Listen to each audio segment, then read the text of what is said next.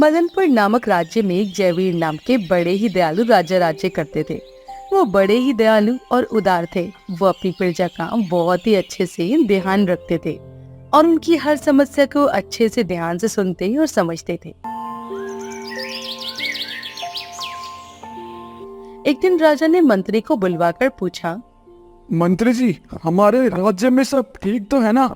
हमारे राज्य में किसी को कोई तकलीफ तो नहीं है ना? नहीं महाराज, आपके होते हुए इस राज्य को भला कुछ हो सकता है क्या? हमारे राज्य में सब कुशल मंगल है।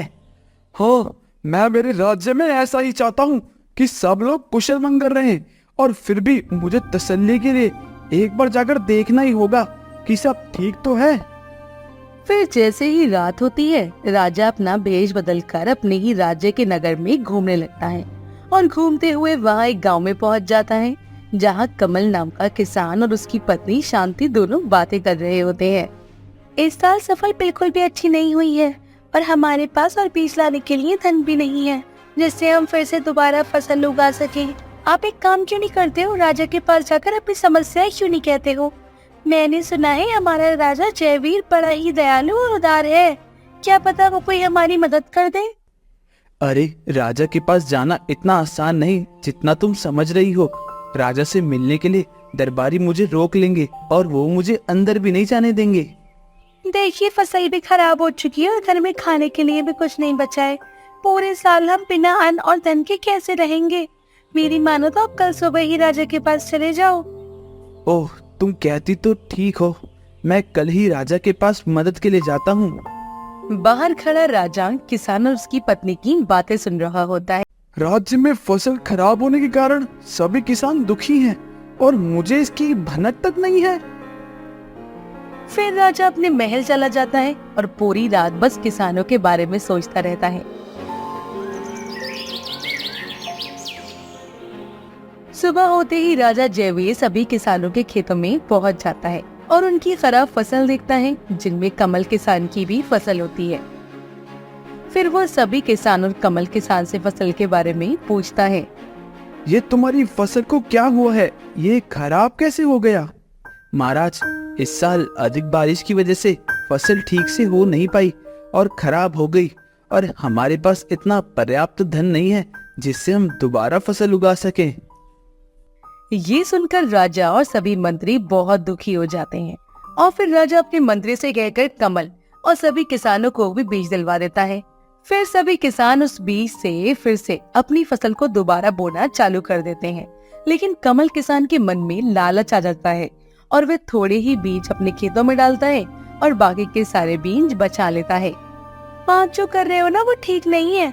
राजा ने बीज हमारी मदद के लिए दिया है, जिससे हम अपनी फसल दोबारा से उगा सके, और आप ये थोड़े से बीज से फसल उगाकर सारे बीज बचा कर रख लिए। अरे बेवकूफ, राजा बड़ा ही दयालु है, और जब वो हमारी खराब फसल देखेगा ना, तो वो हमें फिर से बीज दे देगा और हम फिर से फसल उगा लेंगे। नहीं जी, इस तरह राजा को धोखा देना सही नहीं होगा, जब उन्होंने आपको फसल उगाने के लिए बीज दिए हैं, ना ही बचाने के लिए। अरे भाग्यवान, मैं ये सब तेरे लिए तो कर रहा हूँ। इन बीजों को बेचकर मुझे अच्छा धन मिल जाएगा, और फिर राजा हमारी खराब फसल देखेगा तो वो हमको फिर से बीज तो दे ही देगा। मैं फिर से कह रही हूँ, ये ठीक नहीं है। कहीं ऐसा ना हो आपको पछताना पड़े।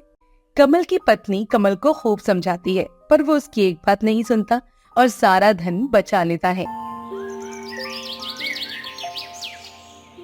और कुछ ही दिन बाद राजा फिर से सभी किसानों के खेतों का चक्कर लगाता है।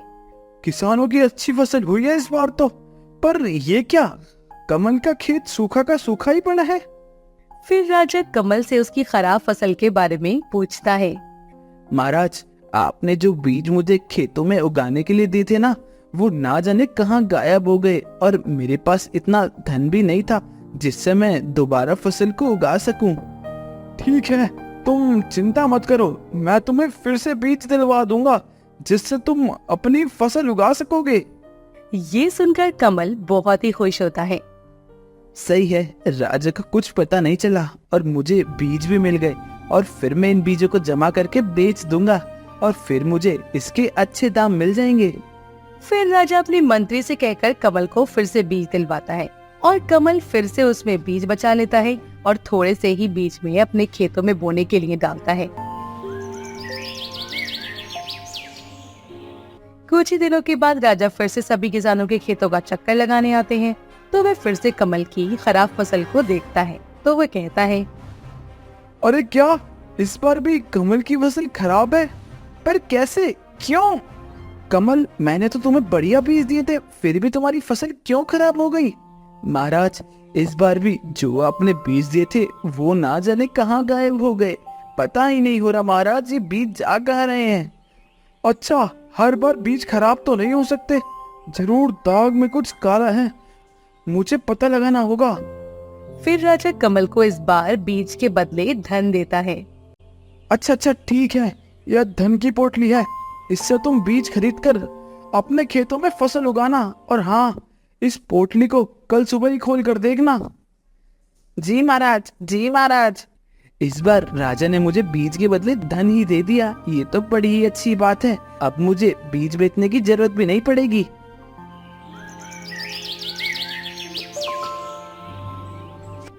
फिर कमल खुशी खुशी घर चला जाता है और जाकर पोटली को एक जगह रख देता है और फिर सोने चला जाता है।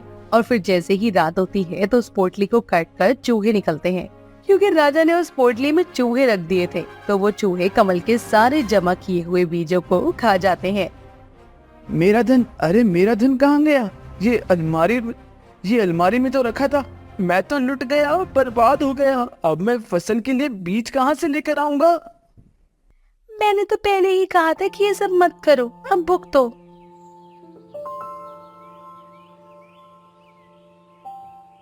फिर कमल राजा के पास जाता है और उसे बताता है, वो महाराज, आपने जो मुझे फसल उगाने के लिए धन दिया था ना, वो ना जाने कहाँ चला गया। क्या कह रहे हो? ऐसा कैसे हो सकता है?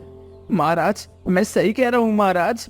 हो सकता है वो धन भी बीज की तरह गायब हो गया हो। हाँ? नहीं महाराज, धन कैसे गायब हो सकता है? क्यों? जब बीज गायब हो सकते हैं तो धन भी तो गायब हो सकता है ना। ये सुनते ही कमल को सब समझ आ जाता है। तभी राजा कमल को बंदी बनाने के लिए कहता है, नहीं महाराज, माफी महाराज, माफी, मुझे माफ कर दीजिए महाराज, मैं लालच में अंधा हो गया था। फिर राजा कमल की बहुत माफी मांगने पर उसे माफ कर देता है और उसे जाने भी देता है। अब सुन कमल, अगले 2 साल तक तू राज को उसको अपनी फसल का आधा हिस्सा देगा, समझा ना? इस तरह कमल को उसके किए की सजा मिल जाती है और उसे सबक भी मिल जाता है।